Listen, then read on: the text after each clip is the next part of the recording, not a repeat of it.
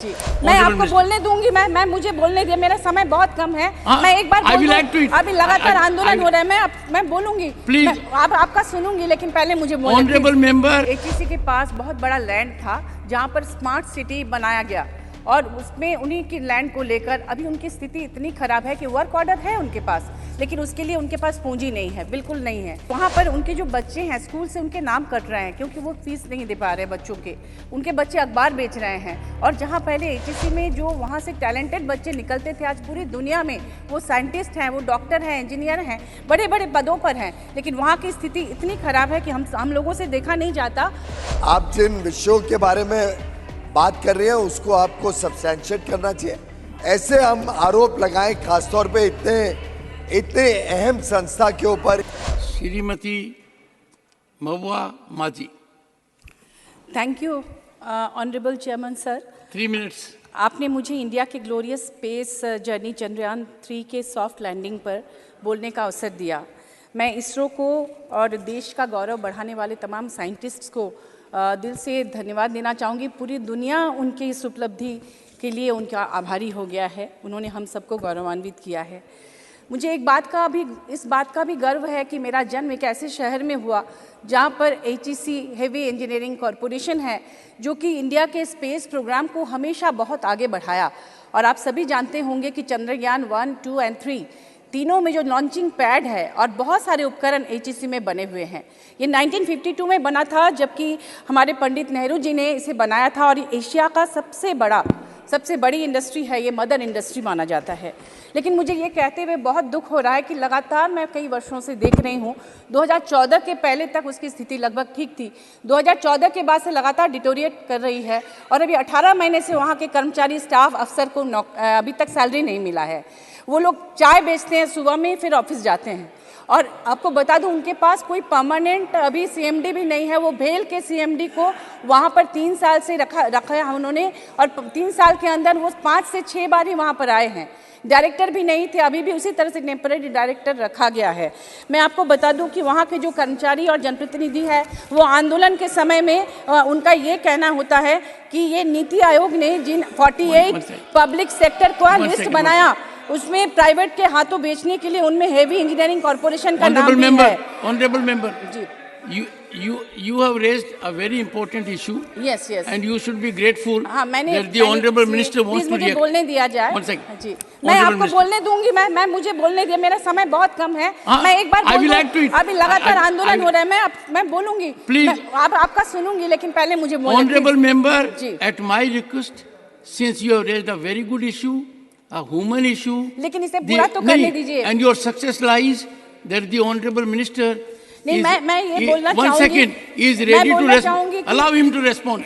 You will resume after I tell you. ठीक है। Chairman sir, मैं समझता हूँ बहुत सार्थक चर्चा रही है। इस चर्चा में सभी ने एक बहुत अच्छी तरीके से हमारे साइंटिस्ट के अचीवमेंट्स के बारे में चर्चा की, बहुत पूरे 50-60 वर्षों के परिश्रम की चर्चा की। अगर कोई इस प्रकार का आरोप तथ्यों के साथ टेबल करे तो मैं समझ सकता हूँ, लेकिन मुझे लगता है माननीय जितेंद्र सिंह जी मंत्री जी ने इसके ऊपर पूरा विस्तार से जब जानकारियां दी हैं, उसके बाद फिर एक बात, शायद आपने सुना नहीं होगा जितेंद्र सिंह जी के भाषण को। आप जिन विषयों के बारे में बात कर रहे हैं उसको आपको सब्सटेंशिएट करना चाहिए।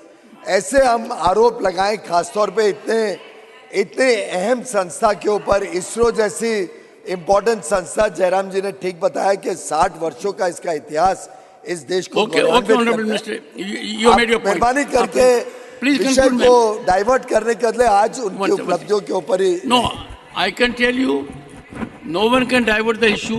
Anyone who makes a statement is under obligation to prove it. We'll take steps. Please go ahead. Please conclude. मैं ये बोलना चाह रही हूँ कि एचईसी के पास बहुत बड़ा लैंड था जहाँ पर स्मार्ट सिटी बनाया गया और उसमें उन्हीं की लैंड को लेकर अभी उनकी स्थिति इतनी खराब है कि वर्क ऑर्डर है उनके पास, लेकिन उसके लिए उनके पास पूंजी नहीं है, बिल्कुल नहीं है। और आपको मैं बता दूं कि वहाँ पर उनके जो बच्चे हैं स्कूल से उनके नाम कट रहे हैं क्योंकि वो फीस नहीं दे पा रहे बच्चों के।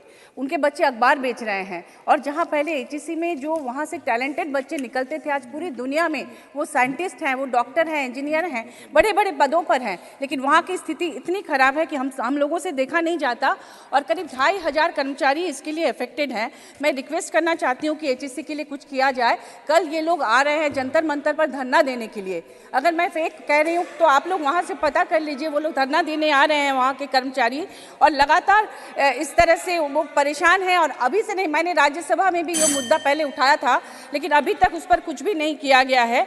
जिस तरह से भारतीय रेल, इंडियन एयरलाइंस, एयरपोर्ट, बंदरगाहों को जैसे सरकारी उपक्रमों को लगातार बेचे जा रहे हैं, उन्हें ऐसा लगता है कि शायद उनको भी बेचने के लिए सिख इंडस्ट्री घोषित करने की कोशिश हो रही है ताकि उसको प्राइवेट के हाथों बेचा जा सके। तो मेरा अनुरोध है केंद्र सरकार से कि कृपया इस पर ध्यान दिया जाए और इसे एक पूर्णकालिक सीएमडी मिले और यहाँ वेतन मिले। 18 साल से उन्हें वेतन नहीं मिला। You have drifted 100%.